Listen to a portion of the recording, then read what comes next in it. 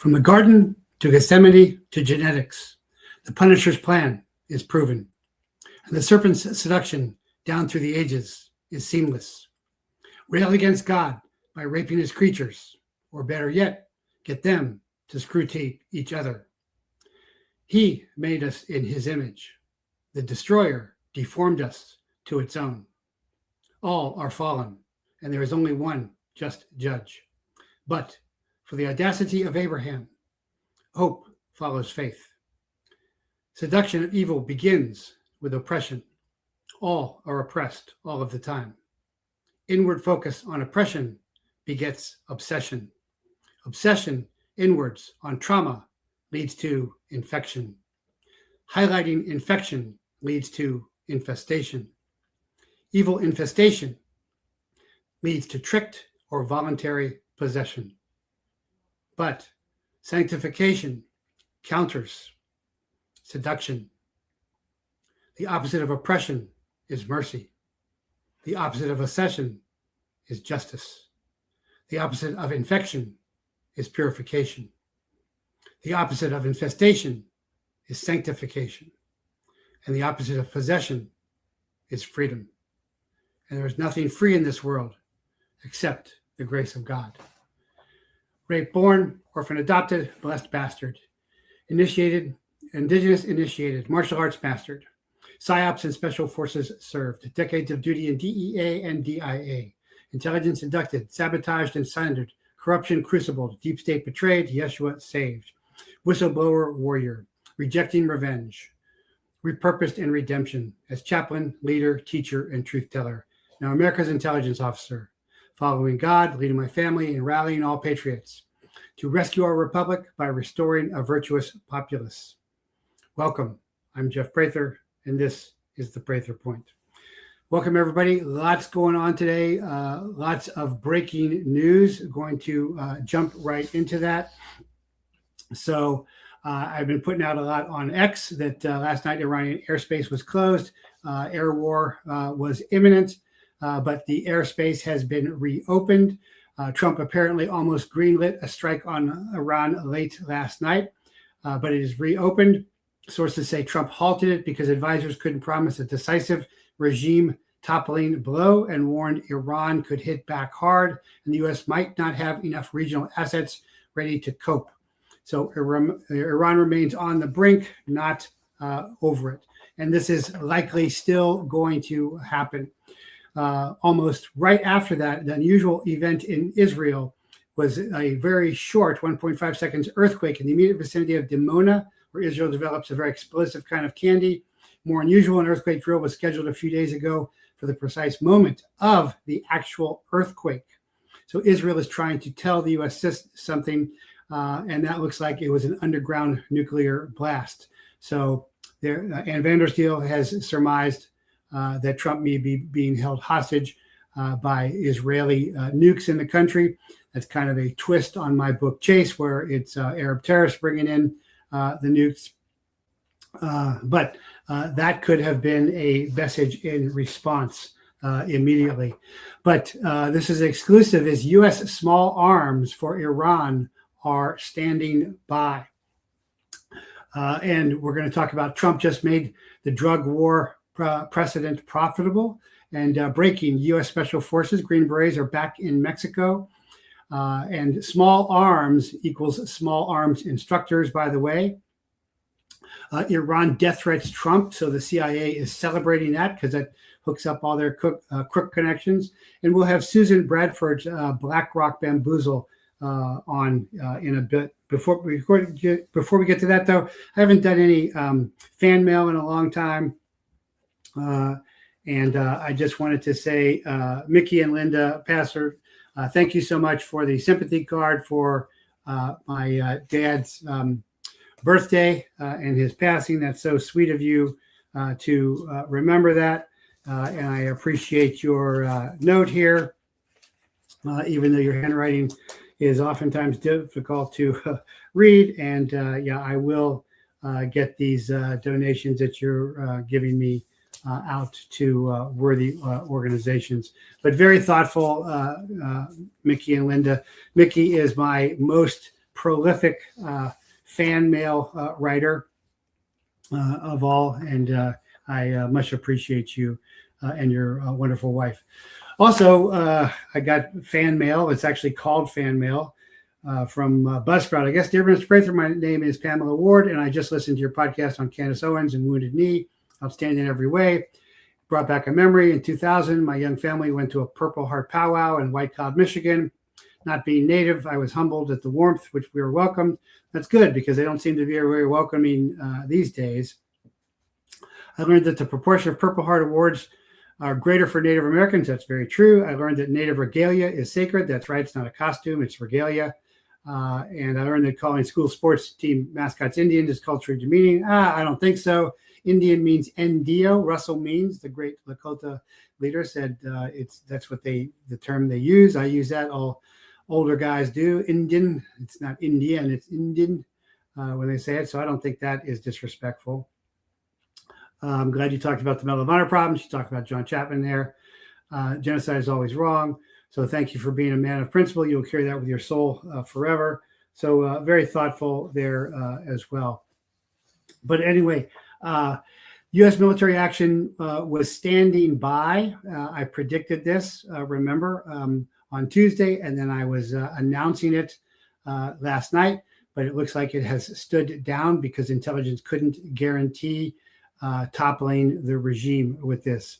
But exclusive intelligence from personal sources indicates U.S. C-5As and C-17 cargo aircraft are standing by and loaded with small arms. That's very significant because with small arms comes small arms instructors. That means CIA and Special Forces, Green Berets. That means boots on the ground. I have a lot of experience in this because I work with the Contras. Now, it may be that they are pulled out of Iran and trained out, just like the Contras were pulled out into Honduras. That's where I initially ran into them, but they were also brought into Arkansas. They were brought into Fort Benning. But eventually, folks go on the ground. I know because I went into Nicaragua back then covertly. Later on, I went in overtly as a DE agent. But Earl Jackson says, just what we don't need, another war for Israel. Nope, totally agree with that. I'm just giving you the intelligence and being ruthlessly truthful. But U.S. diplomats and military personnel have been advised to leave major American air base Qatar, as European officials warn that U.S. military action targeting Iran may be imminent. And so it is still imminent. It just didn't happen last night. Well, why? Because they couldn't guarantee toppling the regime. So what's that mean? That's going to be a more gathering and massing of forces. Toppling Iran's regime is very different than toppling Venezuela.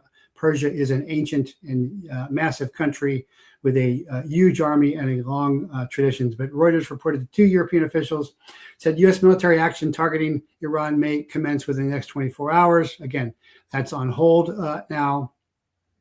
The heightened alert following days of unrest inside Iran, where protests against the Islamic regime have continued to spread, and Mossad has just admitted that they are behind those. That's breaking as well. And they're saying that estimated 2,000 anti-regime protesters were killed. That's totally unreliable. These are numbers being generated by intelligence services. So they've gone from 200 to 2,000. Nobody really knows, but Iran has reached out to negotiate with Trump. And they have also said they have stopped the killing. They were going to do a public hanging. They hang people from cranes there, and they stopped that. So they are definitely trying to hold on. So that's very, very significant to understand. A lot going on. But the big exclusive that I am breaking is from personal sources and from my personal experience is U.S. small arms are standing by in C-5As and C-17s. Those are big, huge military cargo aircraft. Same thing that was used with the Contras back in my day. But with small arms comes small arms instructors. That's initially going to be CIA and maybe some special forces, Green Berets as well. and initially it'll be outside of country, but it could then go into country. But the big point there is it's boots on the ground or near on the ground. So that's very significant because I had said it won't be boots on the ground, so it already looks like boots on the ground because those aircraft are loaded with those small arms, and those small arms, of course, are for the Iran resistance to continue to overthrow the government. So that may be also part of the developing piece of it as well, is they have the Mossad assets within Iran, and there are, without a doubt, not doubtful that we've got a lot of American assets, but Mossad assets for sure because of the region, because of the language, because of the timings, and they have not organized or fomented enough resistance forces. That could be. But small arms means small arms instructors, and that means boots near or on the ground. So that's very, very significant. But it's also breaking that Trump has made the drug war precedent profitable. And again, this is my lane, very familiar with this. Asset forfeiture of cars, houses, guns, and cash, of course, has long been an integral part of drug law enforcement. I ought to know. I've literally done tons of it. But Trump has just internationalized it and applied it to nation states. And in doing so, he may just have found the only way to balance the budget. Back in the day, the DEA and the U.S. Marshals, through drug asset forfeiture seizure, were the only agencies to ever make a profit. And that went into a drug asset forfeiture fund. And guys were even developing cases so they could grab Hummers. So with asset forfeiture taking precedence over drug seizures, because Venezuela is not the leading drug country in South America. That, of course, is Colombia, followed by Bolivia, Peru. And again, I worked those countries in drug law enforcement with Operation Snowcap, and I was a special Snowcap operator. And of course, in Central America, it's Mexico, the Mexican cartels. But when Trump authorized the arrest of Nicolas Maduro on drug trafficking charges, that was an unprecedented change. Now, you could argue that Noriega in my day, where I just got pulled out right before the Panama invasion, was similar to that. But really, it is not, because the drug cartels had not been designated foreign terrorist organizations, FTOs, at that time. So this is really precedent changing, and this is an unprecedented action, seizing a foreign head of state and bringing him to face justice in American courts. That signals that the war on drugs has entered a new and decisive phase, and I'm in agreement with this. I've always said this needs to be done. This is something Trump is doing right. And with the emphasis on asset forfeiture, he may very well be able to balance the budget. It is possible with the immense amount of money seized by drugs. When they're money laundering, I've done a lot of counter money laundering, they're willing to lose massive amounts just to launder some money because there's so much money involved. So Trump has systematically begun to dismantle the drug cartel apparatus, designating cartels as foreign terrorist organizations through Executive Order 14157, authorizing U.S. military strikes to destroy drug boats departing Venezuela before they reach American waters. And now, with Maduro's arrest, demonstrated that no one is beyond the reach of American justice. So this is the drug war. And again, it's one of the wars I said he needed to wage, and he's waging it, and he's doing a good job. In the last 7 years, more than 600,000 Americans have died from drug overdoses, exceeding U.S. combat deaths from World War II. Fentanyl poisoning is now the leading cause of death for Americans 18 to 50, claiming 140,000 lives in 2022 alone. The homeless crisis devastating our city is overwhelmingly a drug crisis. So that's true. You look at any of the drug channels, like if you look at the drug channel map from Nogales to Tucson, all the crime centers around drugs, all the kidnapping, all the robberies, all the rapes, it's all drug crime generated. And the cartels want to hold on to their transshipment points. So the criminal apparatus known as offshore banking is the modern money laundering. We're going to talk about that with my guest, Susan Bradford, hopefully. And the Mexican drug cartels, which is really where, if you wanted to just focus on drug law enforcement, that's where the start would be. But Trump is not doing that. And I want to be clear about that. He's focusing on asset forfeiture, which is the oil from Venezuela. He's not focusing on drug law enforcement first. So he is shoring up commerce for the failing American empire, fallen American republic, via American conquest, which he said openly about Venezuela.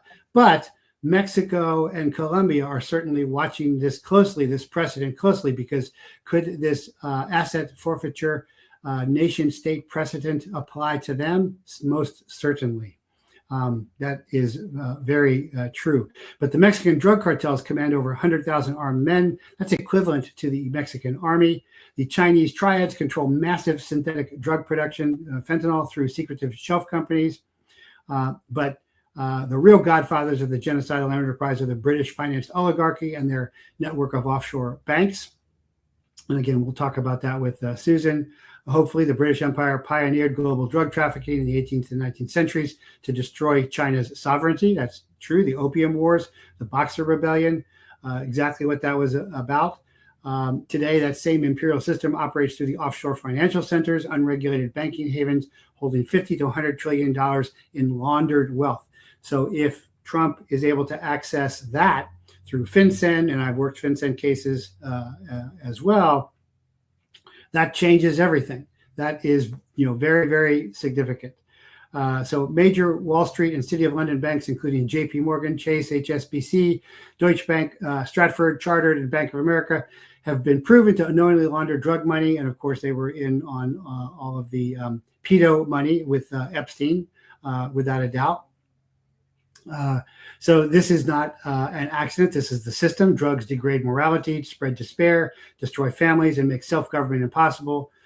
This is a foreign invasion, and this is poisoning our future, orchestrated by an Anglo financial oligarchy that views American sovereignty and industrial power as threats to the global control. Trump seems to understand this. His arrest of Maduro strikes the narco-terrorist networks. His executive orders targeting cartel finances, that's the key, really hit not just another drug seizure. That doesn't matter. They're willing to lose drug seizures. Although you lose cocaine, somebody dies for cocaine. Kiki Camarena died for marijuana. But the assets, the cartel financiers, are the big hitters. So military operations against cartels, naval blockades, border security, and most officially dismantling the offshore banking apparatus that makes the entire drug trade possible. Now, that'll be the key to see if that happens. And probably our guest will disagree that will happen. And I will ask her about that because that's a very complicated subject to understand. But Trump has just made the drug war precedent very profitable, so profitable, in fact, that he might even be able to balance the budget. Of course, that is through more conquest. That would go into Mexico, that would go into Colombia, all of that as well. You'd have to understand that. Let me take a quick look here at everybody. Bella Customs, do you think they'll file for contempt for the Clintons next week, like they say? So well, I don't know the case you're talking about. I don't think anything is going to happen while Bondi is in there. Drug asset forfeiture has been criticized for its corruptibility. Some small town cop shops, not small town, just small town cop shops, but large. And I'm very well aware of those things.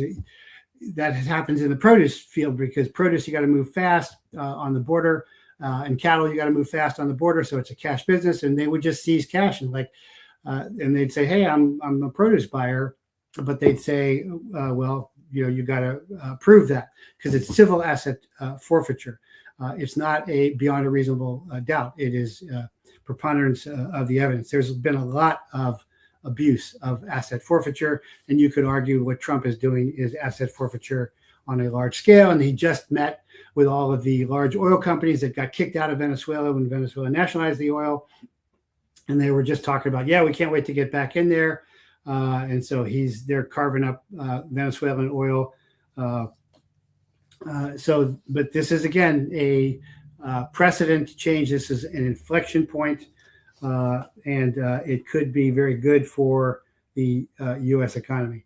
But I don't know the answer to the Clintons' contempt. I'm not following that. But again, I don't expect anything to happen because that goes so deeply. But also, Iran death threats Trump, and I think the CIA is celebrating that. I think the CIA and the deep state are celebrating a lot right now. I think they're very, very happy with what's happening in Iran. I think they're very happy with what happened in Venezuela. And I think they just popped the champagne after Iran broadcast a death threat against Trump, saying this time it will not miss the target. The Iranian regime has essentially fallen right for the PSYOP trap set up by the global cabal as in Kabbalists, CIA and Mossad being the primary Praetorian Guard planners in that. The global cabal are celebrating the Iran theocratic tyranny is not only failing, but has just officially fulfilled U.S.-Israeli deep state PSYOP scripts involving the deep state staged assassinations on Trump, perfectly justifying U.S. aggression and imperial conquest. Remember, they were trying to link the Butler attempt with Crook, who probably wasn't even the guy, with Iran. Big stretches back then.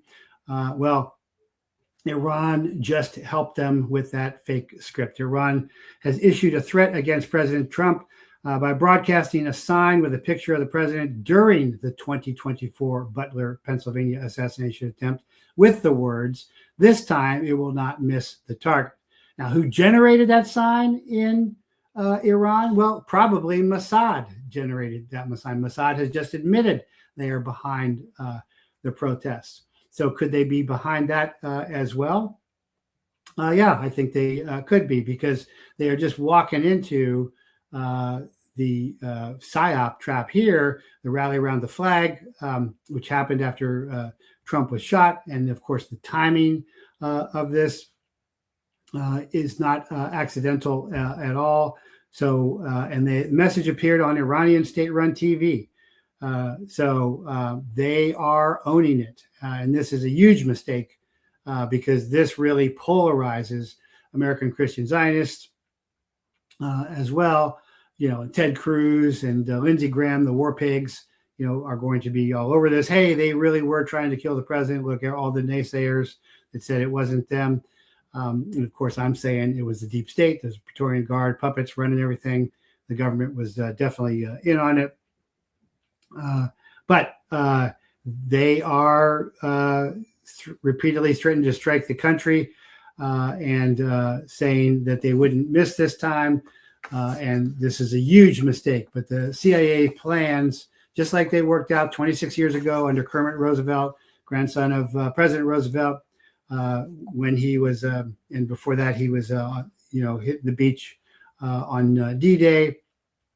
This is just playing right into the global cabal's script, the global cabal being the international deep state Praetorian Guard actors. And another photo came out on a member of the Bazji Volunteer Islamic Militia outside the British Embassy.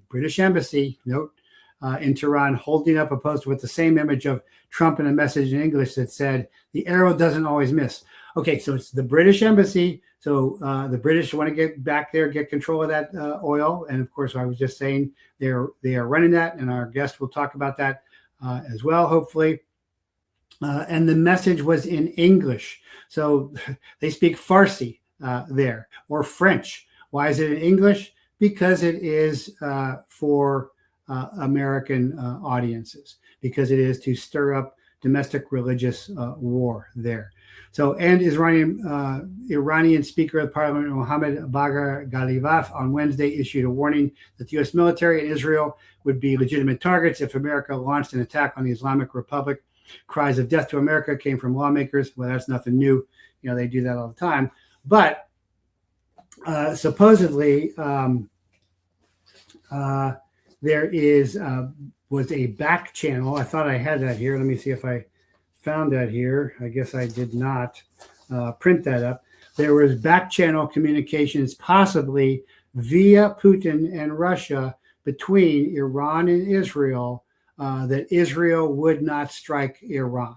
Now, how many times has Iran or Israel honored their stand down, their truces? Never.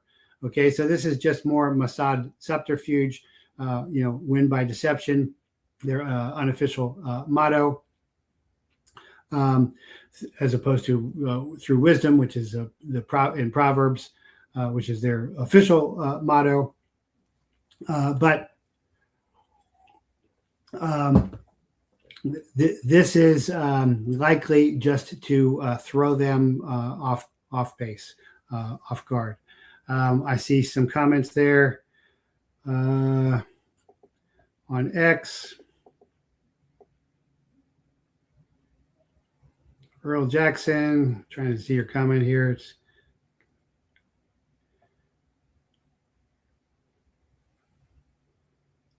Professor Marandani from Tehran gave an interview with Napolitano talking about what happened in Iran. Okay, well, I don't bother watching Fox anymore, as it is totally useless. Let's see. They were supposed to testify about the Epstein files and didn't show up. Well, that's no surprise at all. If Trump ends up dead, we should kill all Israelis in the nation. Not advocating anything illegal, immoral, or violent, although the left does continue blatantly and openly. That's Drop Hammer saying that. Shouldn't be saying things like that. All that stuff can be used against you. Not advocating anything illegal, immoral, unethical, or violent, although the left and the government does continually. But on other matters, Trump has announced the end of federal funding to sanctuary states.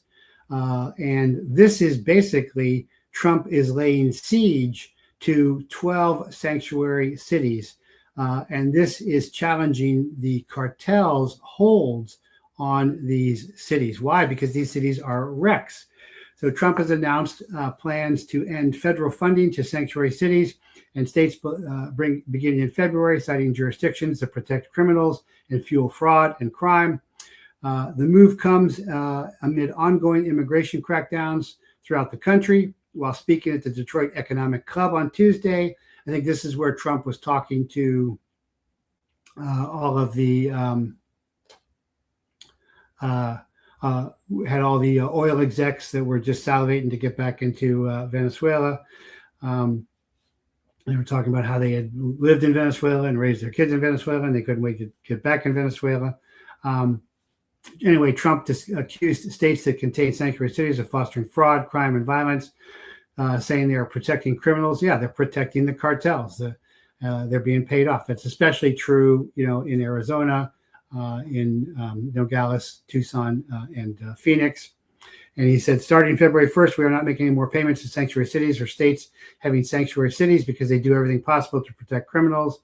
And the U.S. Department of Justice specifies 12 states: California, Colorado, Connecticut, Delaware, Illinois, Minnesota, Nevada, New York, Oregon, Rhode Island, Vermont, and Washington, along with the District of Columbia as well.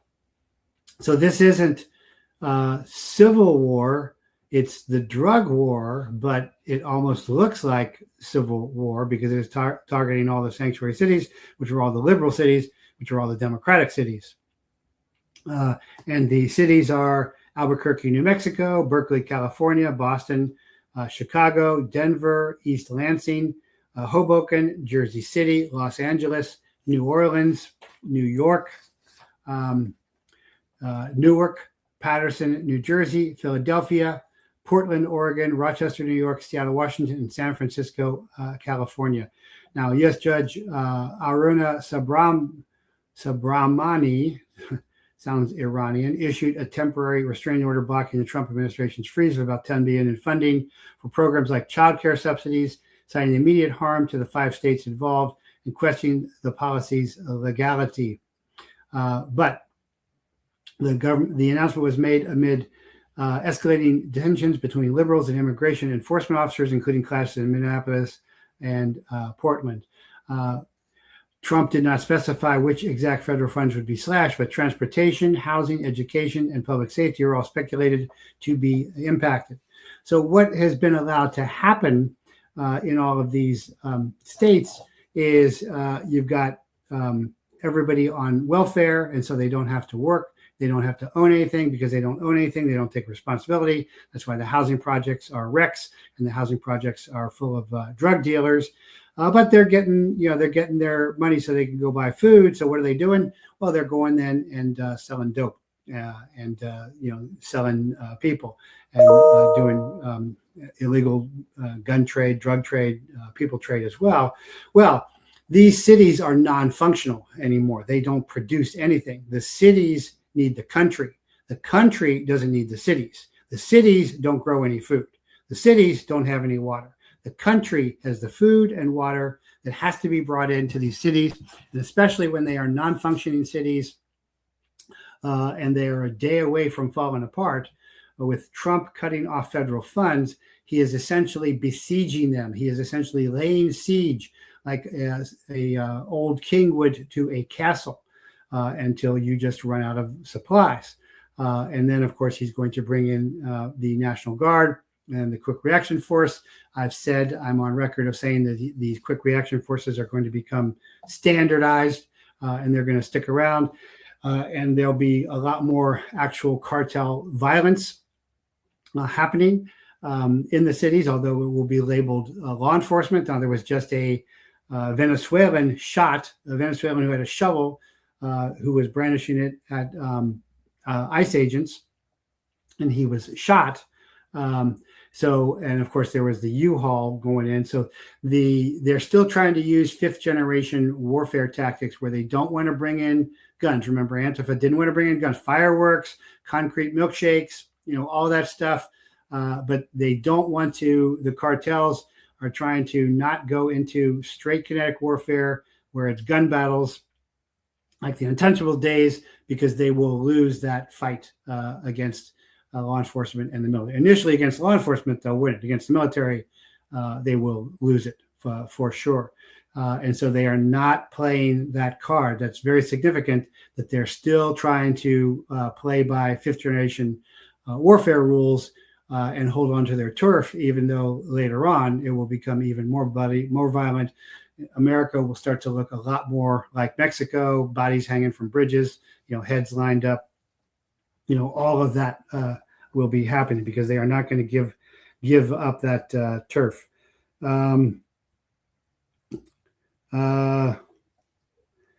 Let's see. Lots of questions, lots of comments here. Do you think Trump should start the Insurrection Act in Memphis? I don't think he'll use the Insurrection Act, but he could, yes, and he's surging forces there. Pamoff says, Hammer, the mayor of Maples Frey, is Jewish. He's defending Muslims who hate Jews. Well, that's good. Glad to hear federal funding will be halted for Oregon. Yes. Portland, Oregon has turned into an Antifa cesspool. Stand for honor. Pamoff, I'm in the Twin Cities area. Most of the trouble is in Minneapolis. Many residents feel sorry for the poor illegal immigrants. Could it be the people of Minneapolis are uninformed?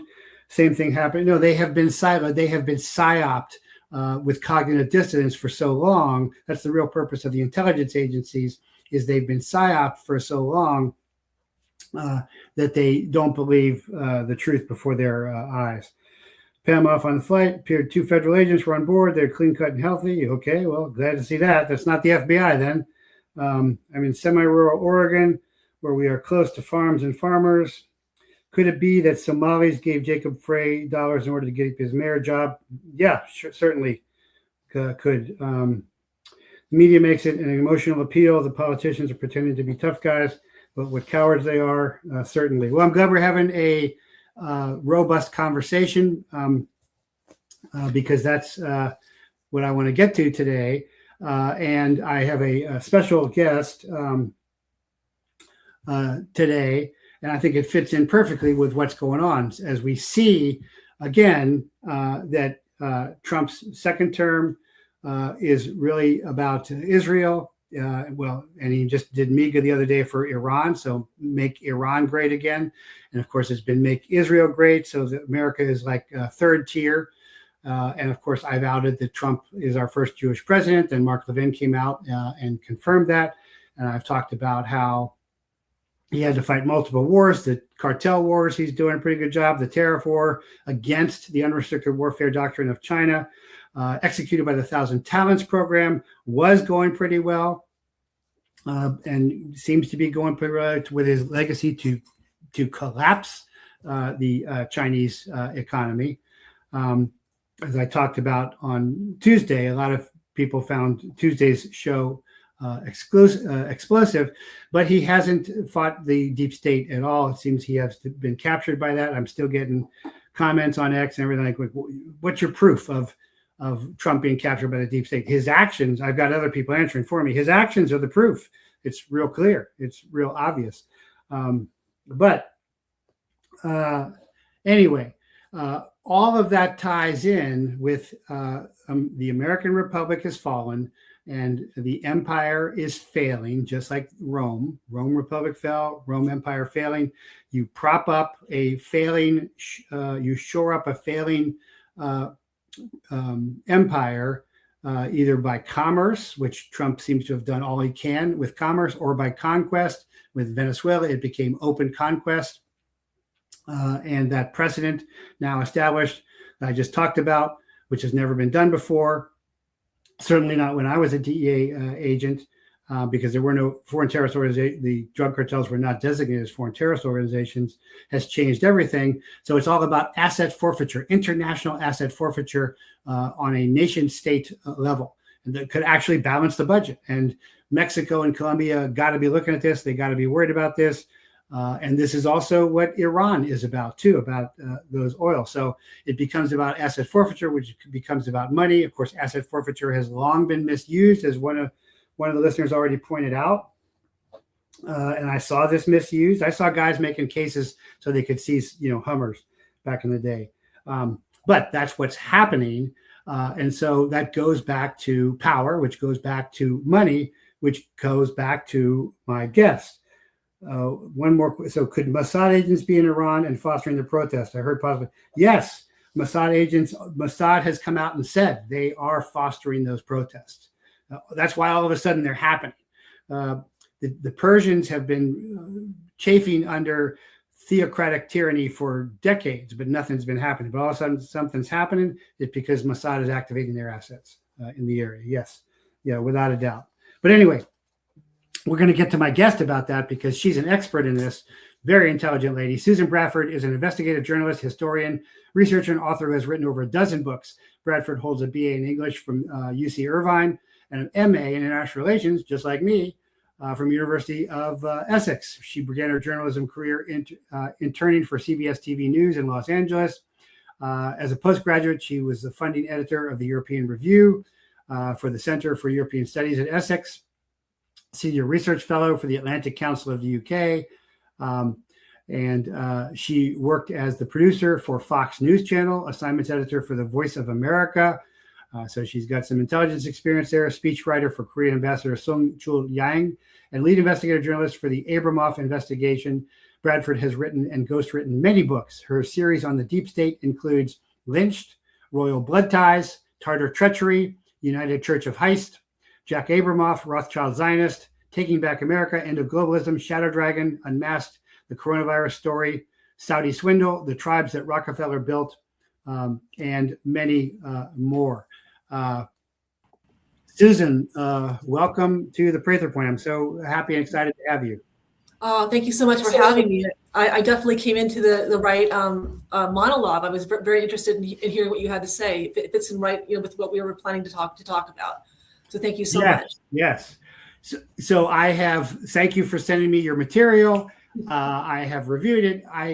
But usually I can get a handle when I have an author on, and I am an author. I can get a handle on their material. I can kind of sum it up, and I just kept looking at your stuff on BlackRock Bamboozle, and I really cannot sum it up very well. It just you're everywhere. You've got so much in there. You even got Sabbateism, Frankism in there, which I really love that you found that, and not Khazarianism.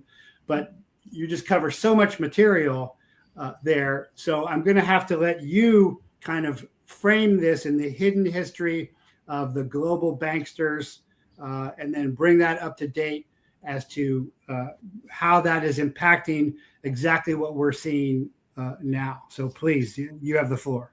Thank you so much. There is a lot of material to cover.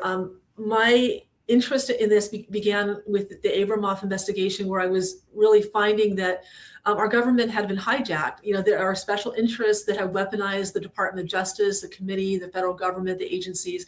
And I wanted to get to the bottom of it. And I've been, researching the subject for over a decade now. And what I've actually uncovered is that the problem that we're dealing with is one of government illegitimacy. And there's been like an international crime syndicate, if you will, that has been kind of coalescing since the Protestant Reformation. And I've been able to kind of trace back the origins of that cabal, if you will. I followed it through the takeover of the governments around the world. And BlackRock, of course, is its current vehicle. But I'd be more than happy to kind of go through the process of how this network kind of hijacked governments and enable. Essentially what it's done, it has put the power of the government into the hands of the corporations and not to the people whom they should be representing and serving. Yeah, let's start there, and then start with the Protestant Reformation, their connection. Okay, so what your audience may or may not know is that governments in Europe were originally established through Jesus. You have the Vatican established through St. Peter, and then the monarchs held the divine right to rule, which traced to Jesus. And so during the 1500s, the Jews were actually kind of rebelling. The Protestants were rebelling against the authority of the Catholic Church. And so within Habsburg, Spain and Portugal, the Sephardic Jews were told, you either convert or leave.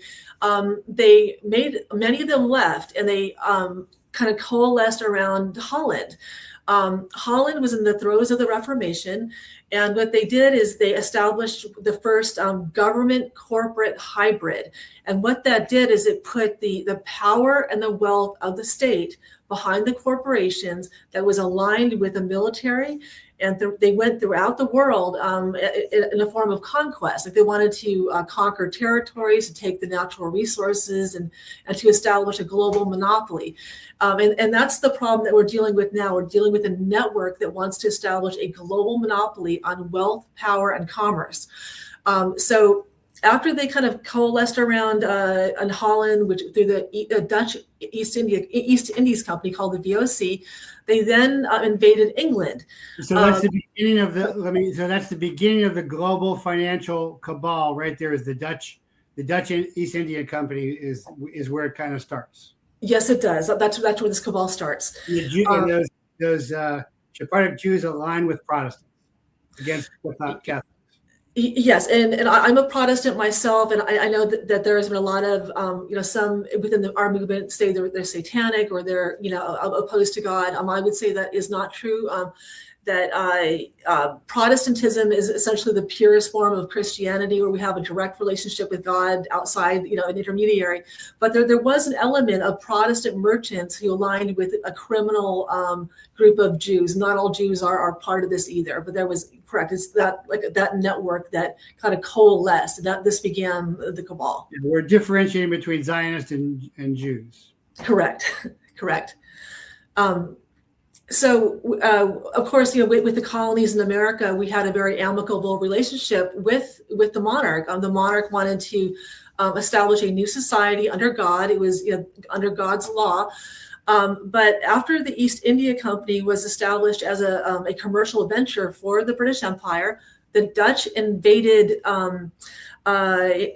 England. They then took over the crown. They took over the parliament, and they established a new kind of constitutional monarchy, which allowed, was essentially what this did. It took the power away from the sovereign and it placed it within parliament.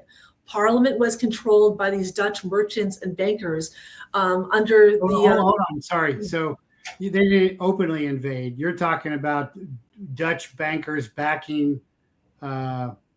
What are you talking about? The Magna Carta, or no, I'm talking about the Dutch Indies Company, Dutch East Indies Company. Okay. Okay. So essentially, the Protestants within England invited William of Orange from Holland to come and invade England to make sure that a Catholic would not assume the throne. This is a foreign leader invading England, and then these new kind of merchants who seize control of the Parliament then determine, okay, we will allow you, a foreigner, to become the monarch as long as you allow us power of the purse. Now imagine that you can't do this. The sovereign is the monarch. They created the Parliament. The Parliament cannot dictate to the sovereign, how that was done. But England was then that the Parliament then had control of the purse. The monarch, under the control of this new Parliament, created the Bank of England, the first central bank, which was whose shareholders were the Sephardic Jews. And for the first time, England fell into debt, and it was in debt to the Sephardic Jews. They perpetuated that debt, and then they began to kind of spread out throughout the world.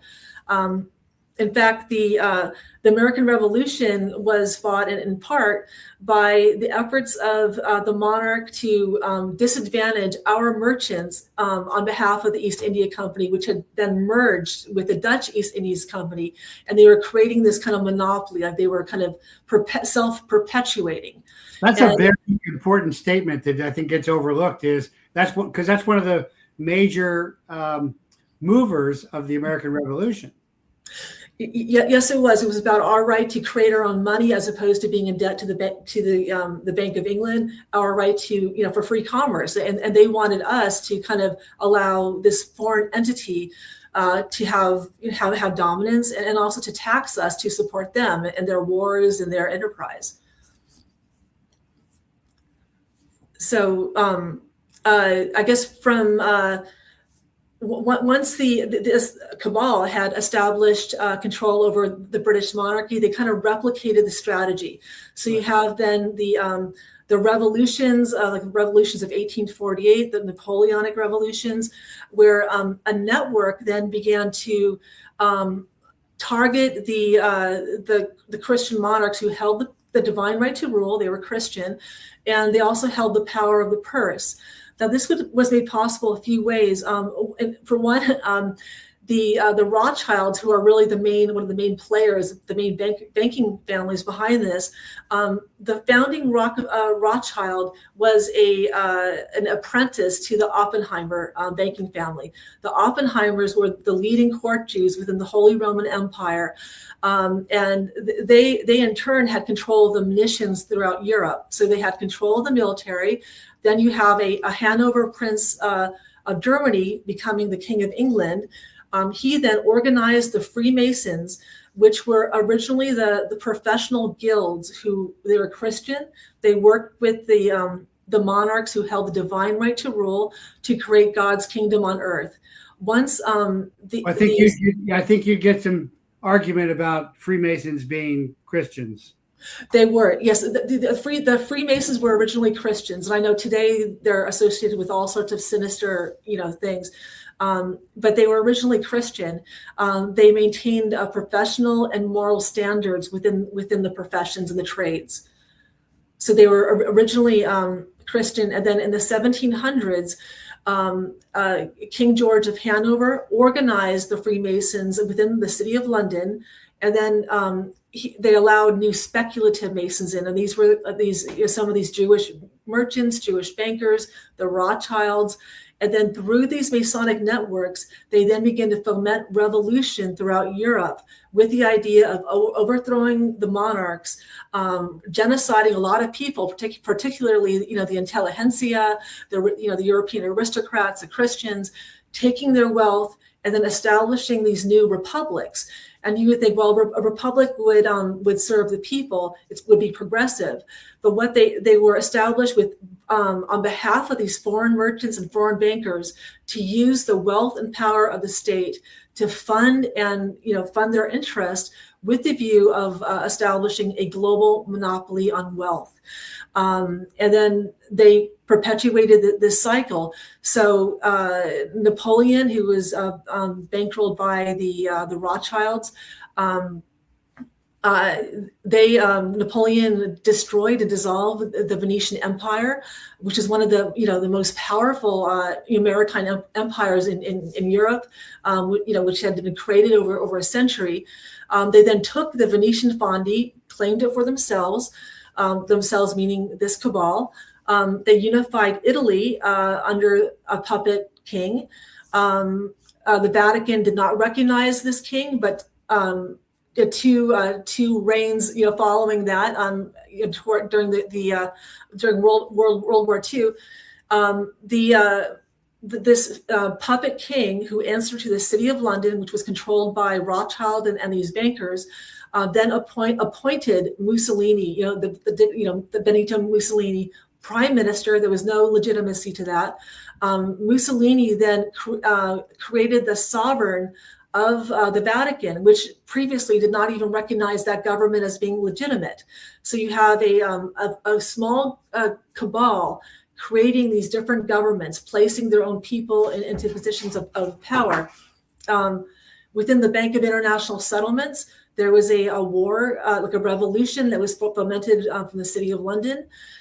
They established a Swiss federation that was established peopled with their own agents, if you will, and then that federation created the Bank of International Settlements, which allowed this bank to it could be exempt from all audits. It would be its bankers could travel without hindrance. They could not be arrested. They could not be questioned. They were essentially a sovereign unto themselves. And of course, the Bank of International Settlements is the central bank to the central banks. So so you can see how they're creating these entities around the world to to consolidate wealth and power within their own hands. And then they use it in China for opium wars. That's probably where they've really made their plan work exponentially, I guess. Just to jump forward there. Yes, that's correct. The opium wars, opium, of course, was used to weaken the Chinese people. It was a territory that was being conquered by, if you will, by the East India Company. And what a lot of people don't realize is that the City of London, for all intents and purposes, created Wall Street. Wall Street, in turn, financed the Chinese Communist Revolution and the Bolshevik Revolution with material support provided by Harvard and Yale universities. They overthrew these governments, seized the assets, and then established their own, dictatorial regimes to kind of, impose their power from within. So all communist revolutions are part of the same dynamic of overthrowing governments and then installing puppet regimes, consolidating power. And then once that power has served its purpose, overthrowing it again, moving onward. They did this throughout Latin America too, where they fomented revolutions and wars to separate the Christian kingdoms from their colonies. They placed both into debt, and then once they were in debt to them, they controlled those nations. They installed their puppet regimes, and then they controlled these new governments. So what you're seeing is not governments that are based upon legitimacy or sovereignty, but it's based upon force. So they will create a power vacuum, move into that power vacuum, and then they become a law throughout the land. So, didn't I see something in your massive work there about heroin being brought into the United States early on? Yes, heroin. All of the international drugs, international drug trafficking is all coordinated out of the City of London, traces back to those opium wars, and now you have heroin that is being trafficked into the country. Through these networks, and then international drug networks overlap with the international money laundering networks, the child trafficking networks, Jeffrey Epstein. We're talking about the same crime syndicate that is doing this, and they're able to, raise a phenomenal amount of money, billions of dollars through drugs, which destabilize countries, and then also raise money for their black ops, and can help them, then buy up and fund corporate raids. And so if there's competition within a market, they can draw upon the revenue from the drugs, fund their corporate raids and take over the competition within those markets. I got a question from a listener saying, didn't the Masons come from the Jesuits who came from the Vatican? There was a Jesuit network, but I think they're different. The Masons were not part of like the Jesuit order. These were guilds, who were constructing the cathedrals and building the society on a material level. So they were separate from the Jesuits. And I think that the Jesuits answered directly to the Vatican, and they were, forgive me, but they were more of a subversive force. Like they were, if you will, like an intelligence network for the Vatican. I went to St. Xavier High School, so trained by Jesuits. Oh, you are? Okay. So did you take, what do you think of the Jesuit oath that they have to take, or did you take the Jesuit oath? Oh no, I didn't. I don't know what it is, offhand. I'm just, familiar with the Jesuits. I'm not, Catholic these days, and I'm not defending the Jesuits. Just a question there. But let's move forward to, you mentioned Epstein, and let's get to BlackRock, because I've been talking about America as a fallen republic and a failing empire, just like paralleling the Roman fallen republic and failing Roman empire, held up by either commerce or conquest. And it looks like Trump is doing conquest. Venezuela was conquest. It was asset forfeiture writ large internationally. And he just did a meeting with all the oil companies that were thrown out of Venezuela. So that seems to fit exactly with what you are talking about. But how does BlackRock being their primary vehicle now, and BlackRock is very tied to Israel as well. Explain to us how BlackRock comes into the picture and fits into the picture now, please. Will do.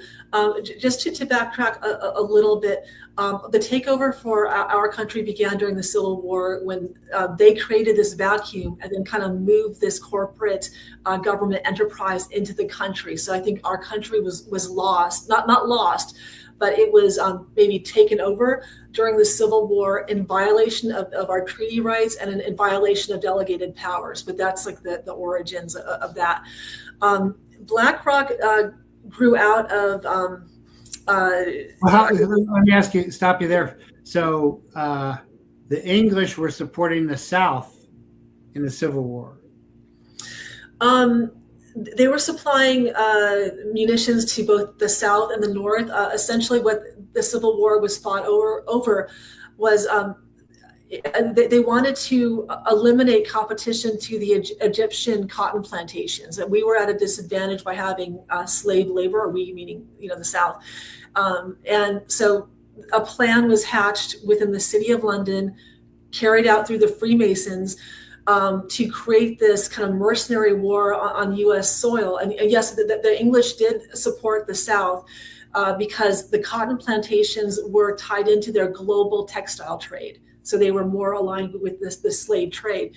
But at that juncture, it was intended to eliminate the competition to their Egyptian plantations.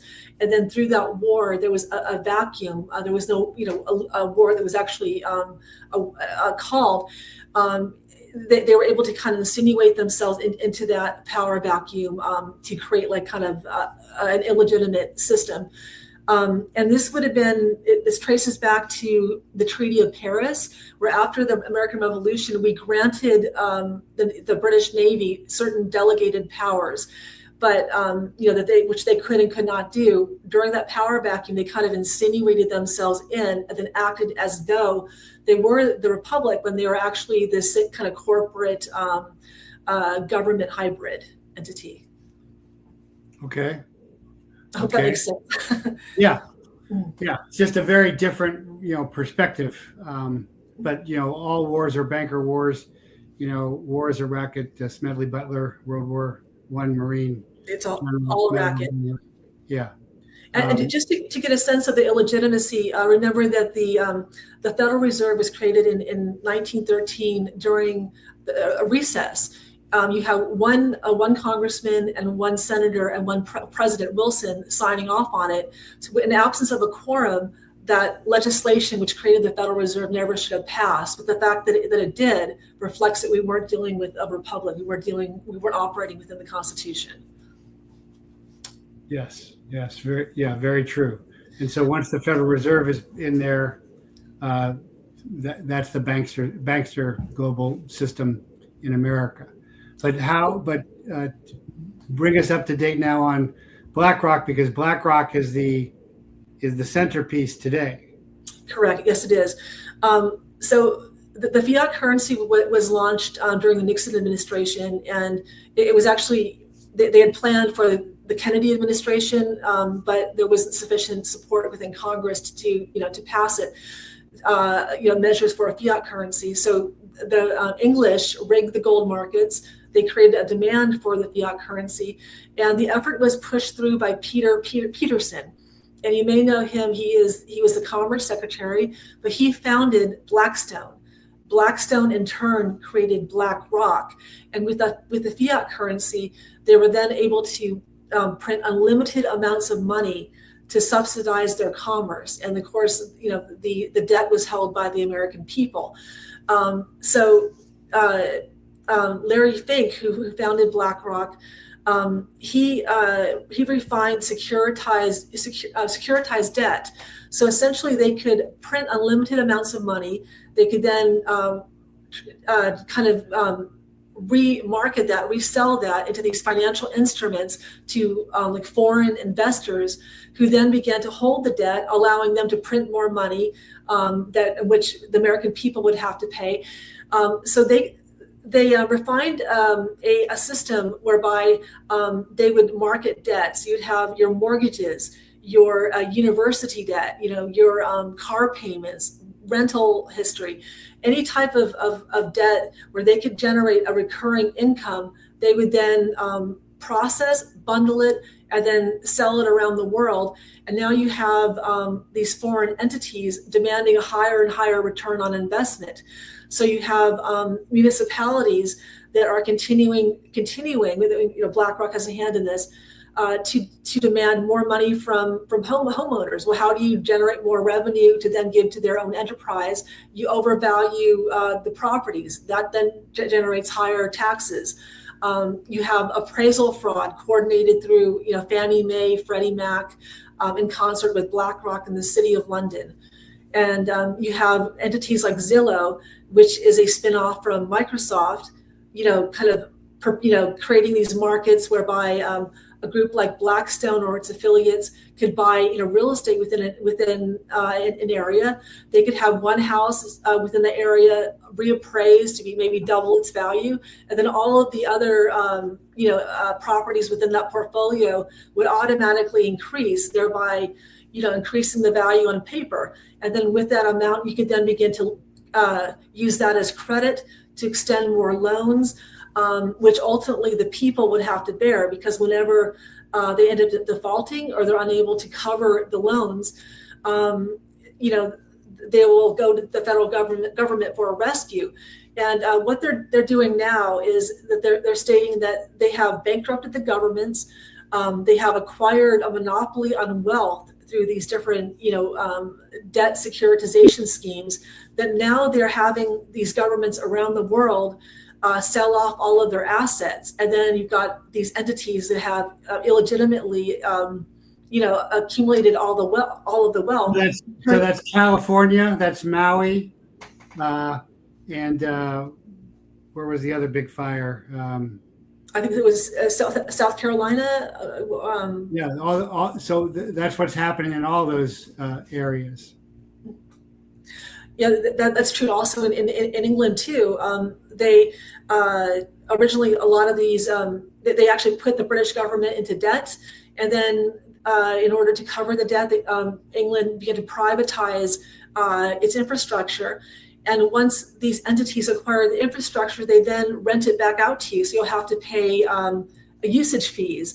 And we're seeing this kind of usage fee or subscription service attached to every, kind of every product and service you can imagine. If you want to buy a car, you have to pay a subscription to heat the seats, to use the radio, to any number of different services. Like they're trying to use the federal government as a weapon to shore up a monopoly on wealth, and then they are using the people as a source of the wealth, as credit, and then using them as customers in turn, where they're having the people continue to pay to pay into their system, in which they really control everything. They have a monopoly on the real estate and so on, healthcare, and all the different areas where the government was able to shore up for them, or which has a hand through the fiat dollar.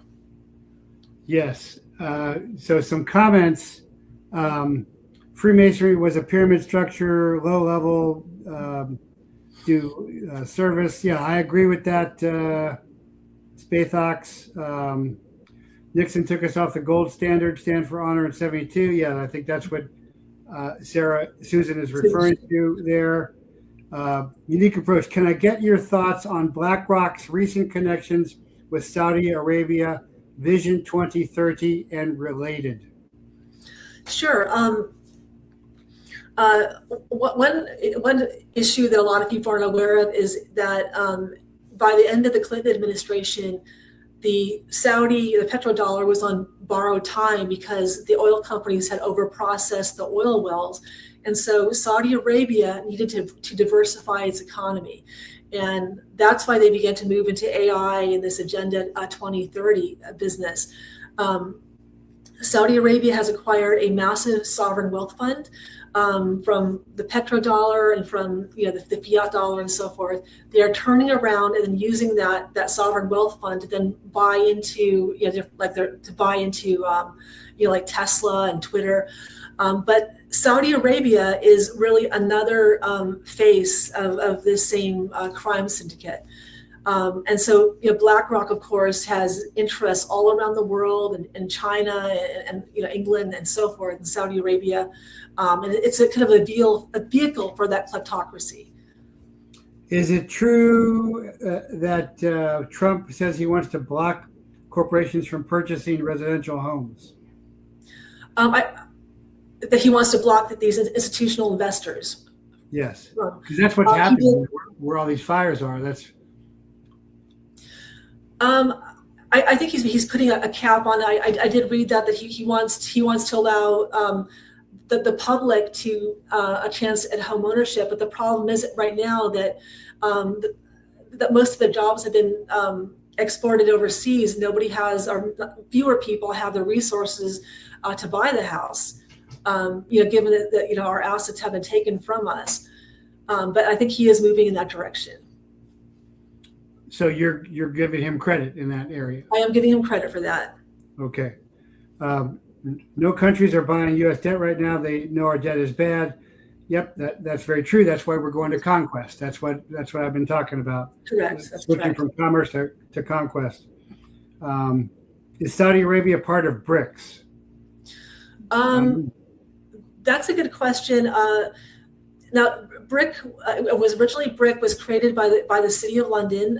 They knew that the petrodollar was on borrowed time. Therefore, America's hegemony was on the descent, on the decline, and so they created BRICS, which it is now, as an alternative to that. I think Saudi Arabia has a foot in both the Chinese enterprise and also in America's.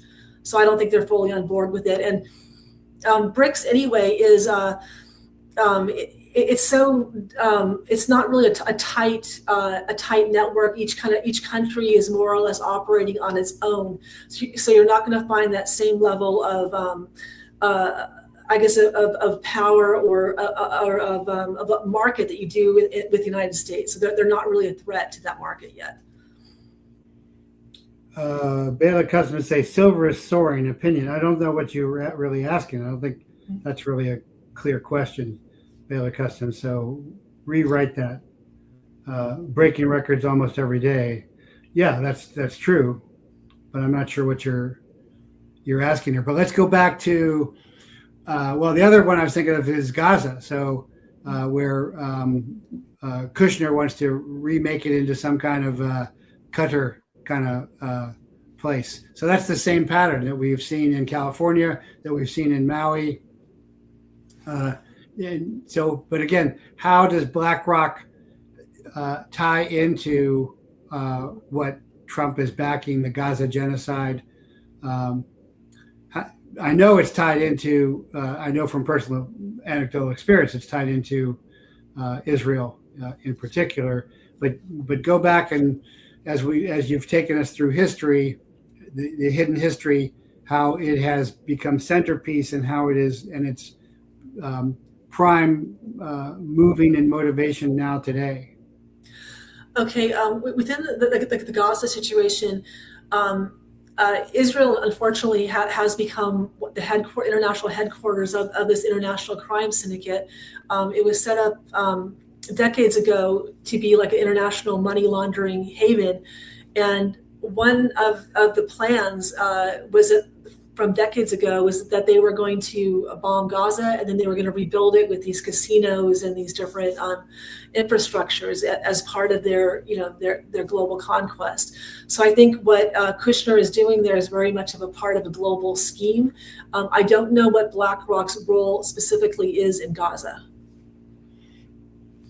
And what is Trump's family's role in all of this? I think you indict him and his family in this, if I'm reading your stuff correctly.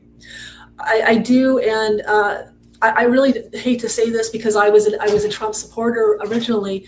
Yeah, me too. Yes, it pains me. Trump has always been a member of the crime syndicate. And I know this as he was very deeply involved with the tribal casinos, particularly the Seminole tribe of Florida. This was a casino that was established by Meyer Lansky, was seeded by Meyer Lansky, the founder of the National Crime Syndicate. Meyer Lansky was Trump's mentor, and a very correct and a very. Do I have that right, or am I wrong? I think you're thinking of Roy Cohn. Oh, Roy Cohn. Sorry. Okay. No, that's okay. But yeah, they're part of the same group. Yeah. And he had also, he has a lot of ties, or he was involved with the Resorts International in Atlantic City, which has deep ties to the Rothschilds and the Rockefellers and to these international crime syndicates.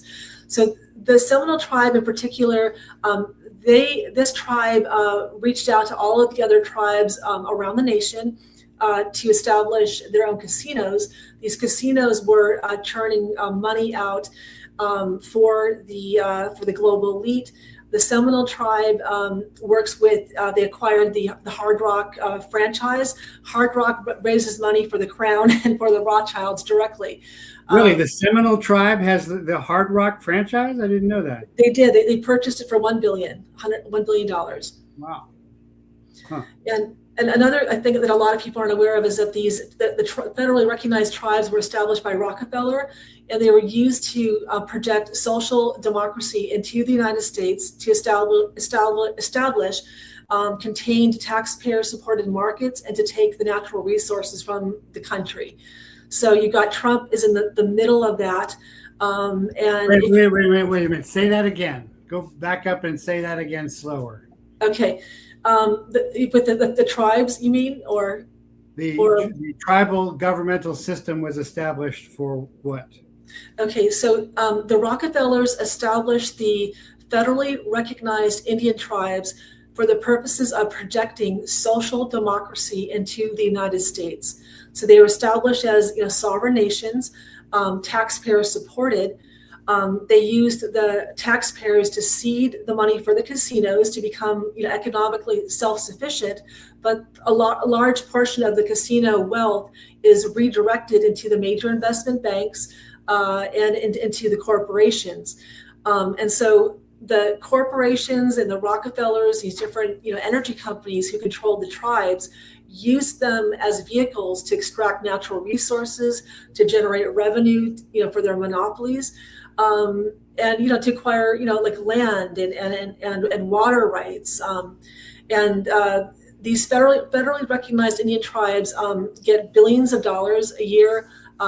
The Carlyle Group, which was the beginning of this crony capitalism, was created through the Alaskan Native corporations, through exploiting tax loopholes, and you'll find that within these Indian tribes there are deep ties to the Crown, the Rothschilds, international money laundering, child trafficking, drug running, and so forth. But they are the terrain of this crime syndicate. That's it's because I have Native heritage and actually live on Indian land. I've always railed against the government blood system because it's based on the British nobility system. It has nothing to do with the Indian cultural system is adoptive. It doesn't matter what your blood quotient is. The blood quotient thing is English nobility, and of course, eventually, as everybody intermarries, the blood quotient gets less, so you get to take over the land as well. But so many traditional tribes now are so into that. And that was something. That's actually legitimacy, where it was traditionally never legitimacy. Kind of a sidelight there, but I just find your perspective on that fascinating. Thank you, and that's a very important point that you've made. A lot of Indian tribes are confronting this very issue, that the genuine Indians, like those who have the blood quantum, are being pushed out or marginalized within their own reservations. And the federal government has redefined a Native American to mean a member of an Indian tribe. So anybody, regardless of blood quantum, can become a tribal member. And so eventually you have these individuals with no, cultural connection or genealogical connection to those tribes, running the governments and receiving the benefits. Yes. So again, let's go back to BlackRock, because I was also fascinated because I think you were talking about, you quoted somebody going up to the Arctic Circle and finding the black magnetic rock or something. Yes, that was it's called the Rupert Nigris, and that was like an access into inner Earth in the Arctics, and this was reputedly one of the openings that went into inner Earth where allegedly they found a lot of ancient technology that has been then being used today or weaponized against us. But the royal families had access and knowledge about this inner Earth.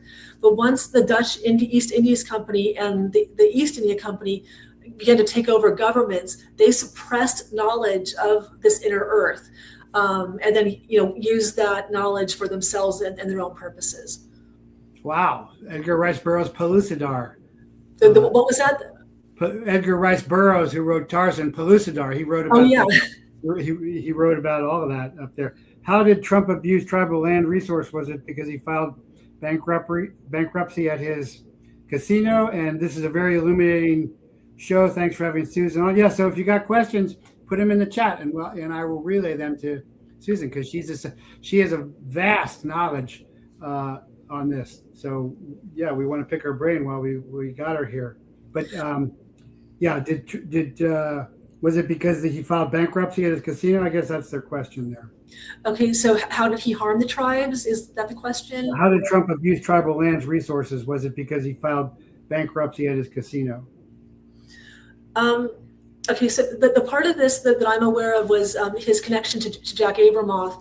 And I think that he was working with the Indian tribes to kind of establish casinos, and then in turn, that those casinos could then generate wealth for third-party enterprises.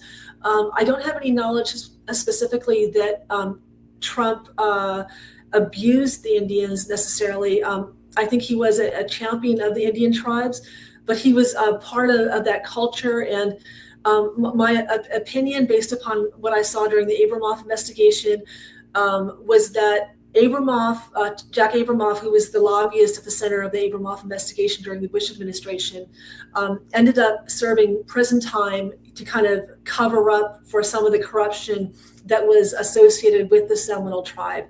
And I know that Trump was bankrolling that tribe's casino. Okay.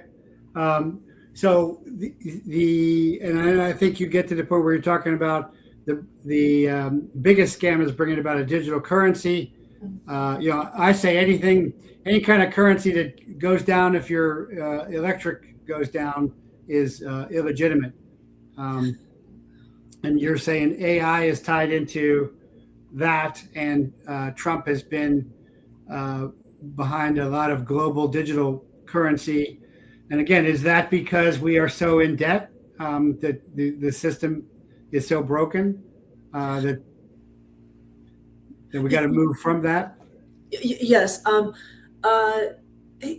is trying to create he's created a stable coin, and what he's trying to do, and I think this also ties into his feud with the current head of the Federal Reserve, is that he wants to replace the Federal Reserve and make himself and his network the central banker of the United States. So the stable coin would be tied to the dollar, which of course is backed by the fiat currency, and would enable him to be a central banker.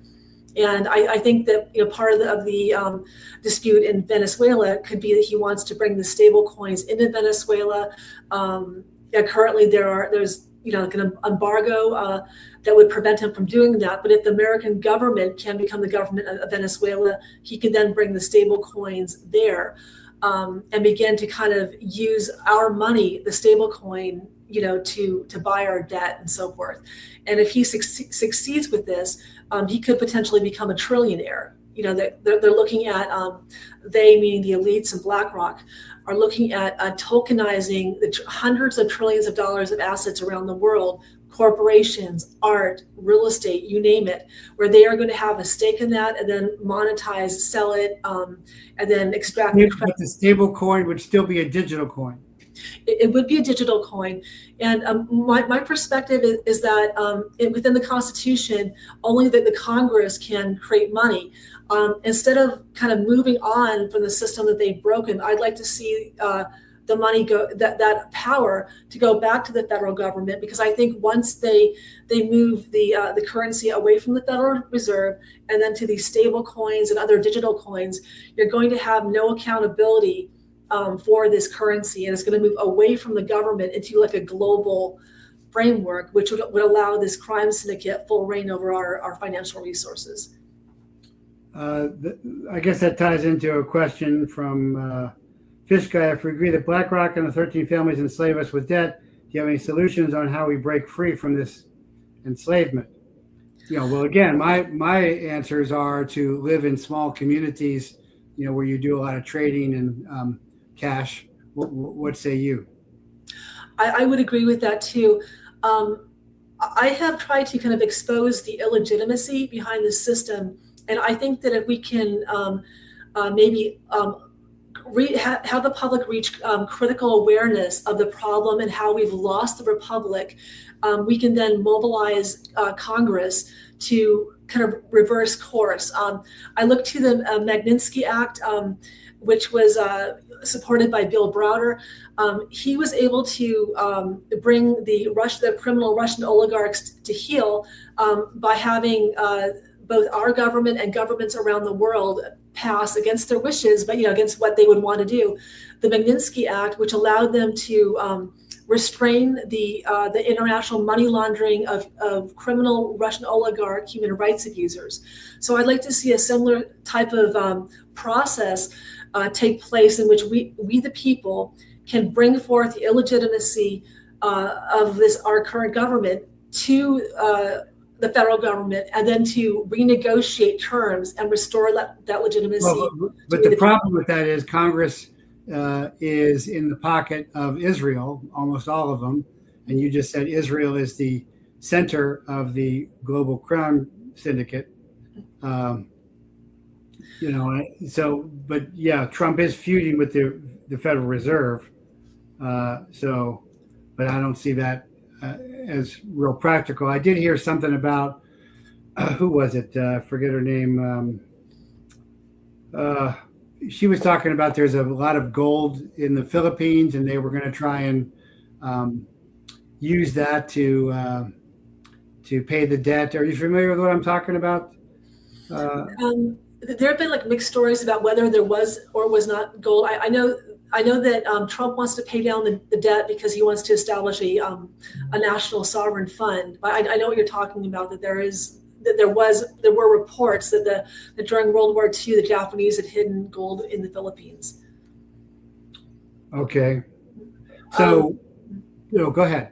Oh yes, yes. So what I was trying to say is that if these governments have been created through a power vacuum, then they are operating like our government is operating beyond delegated powers and illegitimately. And so I'd like to restore legitimacy to our government, to our constitutional republic. And I think once that happens, Israel will not have control of us because they're operating through this corporate government hybrid, like on behalf of the City of London. And according to one of the treaties negotiated after the American Revolution, the Treaty of Paris, Great Britain cannot govern the United States, but they're doing that right now. And so I think we need to kind of look at the problem of legitimacy, and then we can restore power to the people. Well, Wilson established the Federal Reserve. Can it be kicked out? Because it does have to go, right? If this is ever going to be fixed. I didn't understand the question, or I didn't hear the question. Woodrow Wilson allowed the Federal Reserve into our country. Can they be kicked out of the government? Because that's the banking families that are not part of the federal government. They just are a private bank. That's correct. So if you have a corporate government hybrid operating beyond delegated powers, it did not have the constitutional authority to create the Federal Reserve. It was an unconstitutional entity anyway. So I think if you enforce the Constitution, you enforce the treaty rights and delegated powers, I do think they have to go. So right now, where I've talked about Venezuela is preparation for Iran, and Gaza being taken over by Kushner for this international criminal syndicate run out of Israel. What do you see happening? Because what I've seen is Trump switched. Well, he switched with his second term to supporting to being run by Israel, but he's also switched from commerce, from the tariff wars, which were I thought trying to stop China's unrestricted warfare doctrine of 20 years, to now open naked conquest for resources that conceivably could, even through international asset forfeiture, even really pay down the debt. I mean, if he pursued that policy with Colombia and Mexico through force, you could possibly pay down the debt. Yeah, you could, and there's also trillions of dollars of untapped oil and natural resources in California that could be used to pay down the debt as well. But I think China might have some interest in California. But you're right. He can go to Venezuela and these foreign countries to acquire the natural resources, and in turn, that could be used to pay down the debt. I think that's what he's trying to do. Well, that goes along with him pulling federal funding from sanctuary cities, particularly Los Angeles, laying seeds to them because they can't survive without the federal funding. Stand for honor. It's not Ann Vandersteel I'm thinking of, who was talking about the gold to me. It was, I can't think of her name right now, but what else about BlackRock as the centerpiece player in Israel? Because it all seems to center around Israel and America right now. America backing the aggression in Ukraine, backing the aggression in Israel, and now open conquest in Venezuela and almost waiting on open conquest in Iran. So that's for the Iranian oil fields as well. I assume you agree with that. There was a document that I found when I was working on the BlackRock book. I hope I framed this correctly, but Israel has kind of established, or is in the process of establishing, a sovereign wealth fund based upon oil reserves or royalties from oil reserves that it has acquired. And from what I was able to see within the paperwork, I believe that BlackRock wanted its sovereign wealth fund to be in a position of acquiring, or it was positioning itself to acquire BlackRock. But that was in the works a few years ago, or about a year or so ago, and I haven't seen any movement on that. But I'm wondering if that isn't maybe the end game, where they will kind of amass the resources, use BlackRock as a vehicle, for wealth accumulation, and then acquire BlackRock for Israel, like under a sovereign fund type of arrangement. And Trump would, of course, be in on that because he is in lockstep with Israel. And that would also then lead to the Greater Israel. That would enhance the Greater Israel project. That's correct. I think they're also trying to elevate communist China. Like a lot of these syndicate members are relocating there, with the hopes that China will then dominate the world through commerce. I think it's Earl Jackson asked, why don't we just, who is that? Earl Jackson, why don't we just default on the debt? Actually, there is talk about that the debt owed to the Chinese is illegitimate somehow. And Mike Adams has talked about how the Chinese have been buying our debt. Can you clarify any of that? I'm kind of cloudy on that. I think the Japanese and Chinese do own the debt, that they're less inclined to purchase it. I think, the way the system is now is that the Federal Reserve will print money. You've got BlackRock, facilitating, the purchase and the sale of mortgage-backed securities, treasury bills, and debt.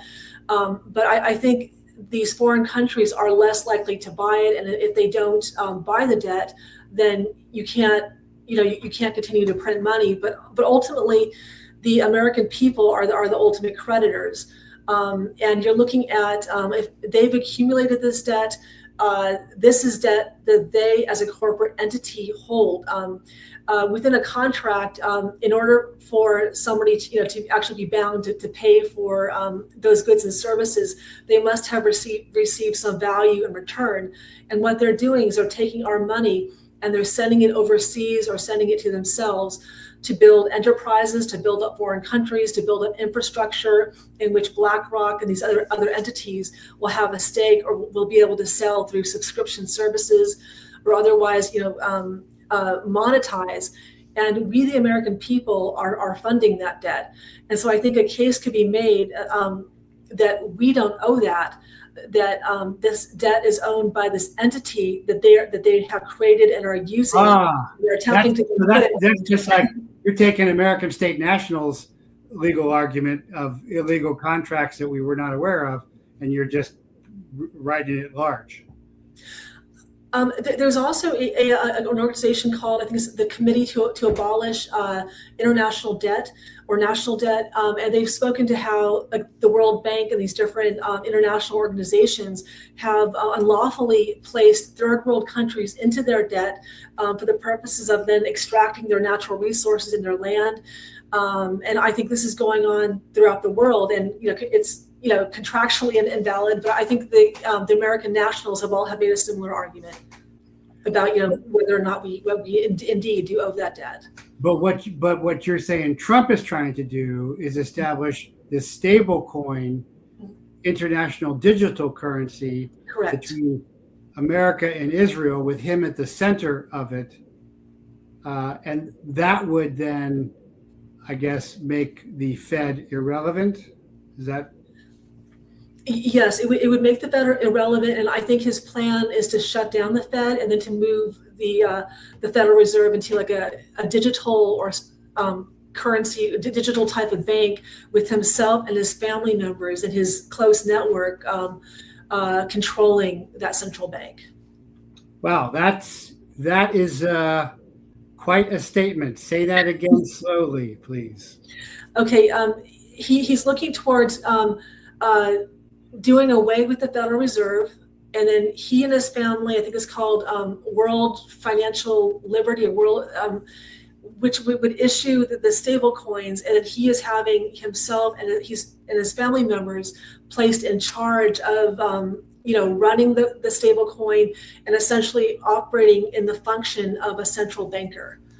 So they would be phasing out the Federal Reserve and kind of putting themselves into that position in its place. And you think that's his ultimate plan? He has supported legislation to that effect. You can look up, for example, the Genius Act, which is one of them, and look up. What's that?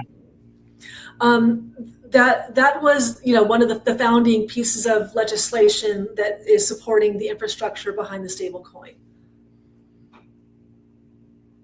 Sounds like Trump is not America first, it's Trump family first. I think that has always been the case. I think Trump knows the system very well. Yeah, certainly. He's always been in the system. He's always been in the system, and he's using it for his own benefit. A side note here, stand for honor. Do not confuse sovereign citizen versus American state nationals. They're not the same thing. Law enforcement confuses them all the time, but that's not. I'm not a sovereign citizen, by the way, but yes. If that's true. No, but I'm an advocate for American state nationals, but not sovereign citizens. Correct. Yes. So you're confusing that stand for honor. And that's what law enforcement likes to do a lot. Oh, wow. Stand for honor. Wow. Okay. All right. Well, this has been fascinating. Before we wrap up, what else should we know? Wow. There's so much to know. But I think what I'd like the American people to know is that the power ultimately resides with you, the American people. And I'd like to see you all educate yourselves about how we lost the control of our constitutional republic.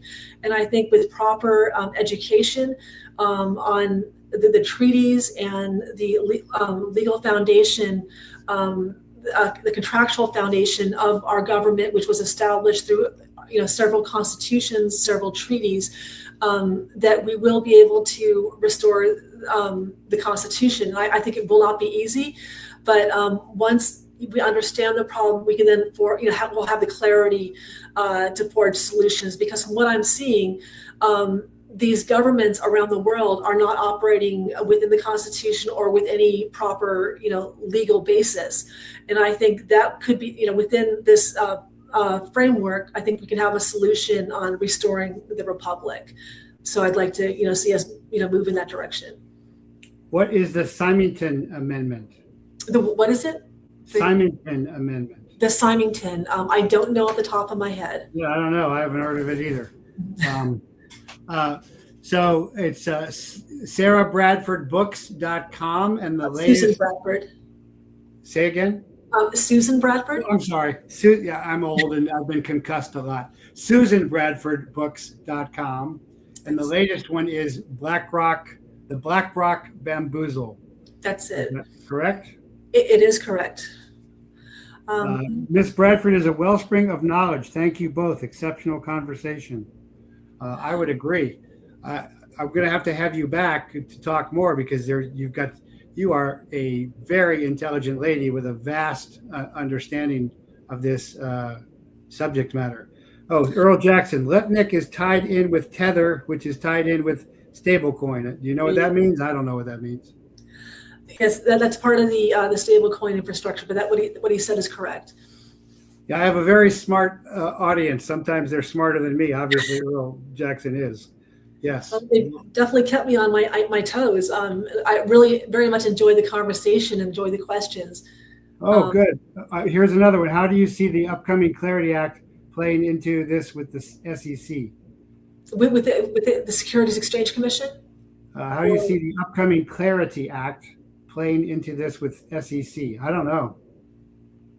Like I said, my audience is talking about stuff I don't know, but they're putting SarahBradfordBooks.com in the in Rumble rant, and I've got it up on my Patreon on my locals as well. So you should get some response here.